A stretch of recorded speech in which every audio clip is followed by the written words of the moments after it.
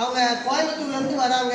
கிட்டத்தட்ட 2-3 மாதத்துக்கு முன்னாடி பாப்பாவுக்கு வந்து ரொம்ப உடல்நிலை சரியில்லாமல் சென்னை ஹாஸ்பிட்டலில் அட்மிட் பண்ணியிருந்தாங்க. டாக்டர் வந்து உயிருக்கு ஆபத்து, ஒன்றும் பண்ண முடியாதுன்னு சொல்லிட்டாங்க. யாரோ ஒருத்தர் இங்கே ஒரு ஆலை இருக்குது, நீங்கள் போயிட்டு வாங்கன்னு சொல்லி ஐயா வந்து அவங்க பாப்பாவோடைய அப்பா அவர் வந்து ஐயா கிட்ட காலையில் ஐயாவோடைய பாப்பா ஜாதகத்துக்கு கொண்டு வந்து இங்கே வச்சு மாலான அழுகாட்சி எடுத்து போகிறாங்க.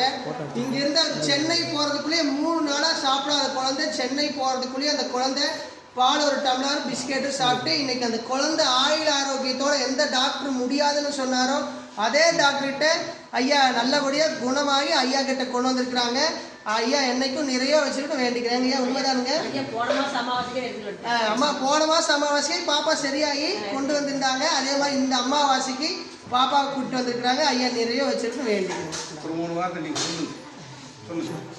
பரவாயில்ல பிடிச்சிக்கங்க. சரி சார் நாளைக்கியா? சரி ரொம்ப மகிழ்ச்சிங்க. எவ்வளோ இருக்குது இதில்?